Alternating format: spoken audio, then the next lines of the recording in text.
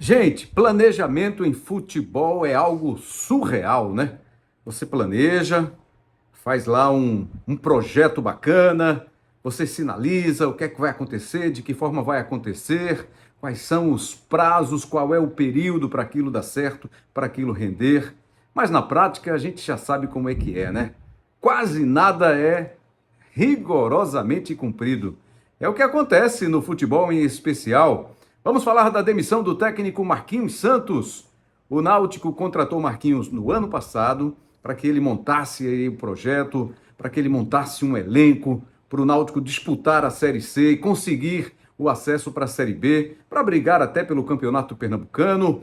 Copa do Brasil, o Náutico está classificado para a terceira fase, mas aí depois de uma intertemporada, um período de 30 dias de preparação específica para o Campeonato Brasileiro, depois da derrota na estreia, o técnico é demitido.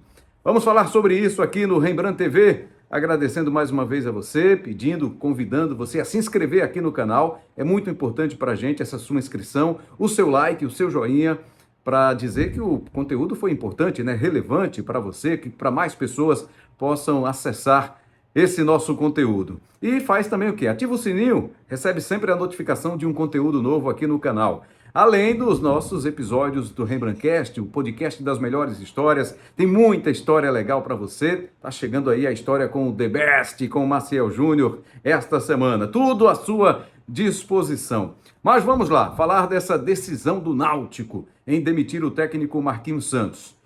Na derrota de virada para o Itabaiana lá em Sergipe, na estreia do time na Série C, Marquinhos acabou não indo bem também, né? Na sua entrevista coletiva não, para sua entrevista para o canal do clube, né? E disse que o time não foi bem, o time faltou competitividade, os laterais ficaram travados, ele montou um esquema para dar liberdade para os seus laterais, para o Marcos Ítalo, o Buiú, né?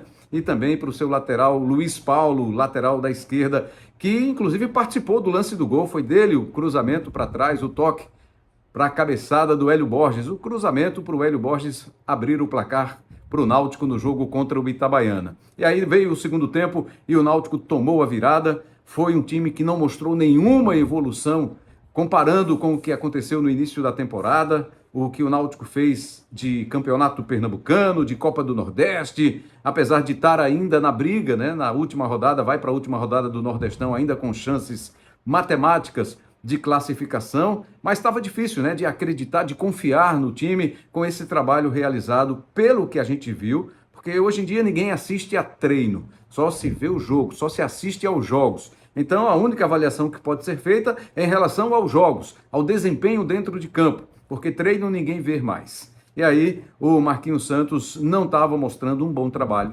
os jogadores não estavam mostrando um bom desempenho, e isso, claro, que tem relação direta com o trabalho que é realizado pelo treinador. E Marquinhos Santos, que foi contactado lá em setembro, outubro, que começou cedo, né? Em novembro ele já veio ao Náutico para acertar, para ajustar com a direção do Náutico as contratações, fazer um planejamento, a história do planejamento que quase nunca é cumprido no futebol, porque basta ver aí a alta rotatividade de técnicos. E aí sempre chega um técnico para pegar um trabalho que foi iniciado por um outro profissional e poucos deles têm chances de iniciar um trabalho. Quando tem, na maioria das vezes não consegue aproveitar, como é o caso do Marquinhos Santos. A gente já tem esse exemplo no Santa Cruz também, que teve o Itamar Chuli iniciando o trabalho para a Série D, acabou demitido. No meio de uma intertemporada, veio o Marcelo Cabo, que já pega aí um trabalho iniciado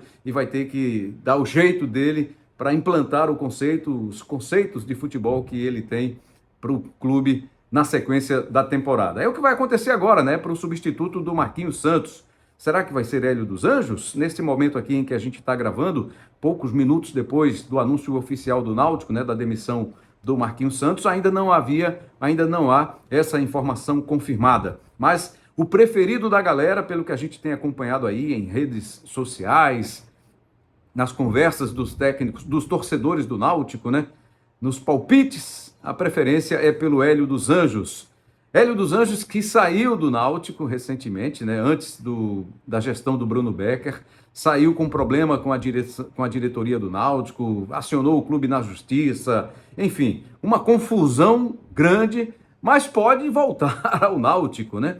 Aí se conversa, é uma nova gestão, são outros diretores, e aí se faz um acordo, um combinado não sai caro, né? E de repente pode voltar aí a trabalhar pelo Clube Náutico Capibaribe. Mas falando do trabalho do Marquinhos, da entrevista que ele concedeu à TV do clube, que foi retransmitida pelos outros veículos, ele foi muito sincero quando disse que o time foi muito mal, faltou competitividade, o time parecia que nem estava disputando, né, uma competição oficial nessa partida contra o Itabaiana, do técnico Roberto Cavalo. Era uma base que o Náutico já tinha mantido da final do Campeonato Pernambucano, da reta final do Pernambucano, dos jogos da Copa do Nordeste e também da Copa do Brasil, onde o Náutico conseguiu ganhar do Vitória lá dentro de Salvador e se classificar para a terceira fase da competição e vai encarar o time do São Paulo na próxima fase. Mas aí vai ser um trabalho, um desafio para o próximo treinador.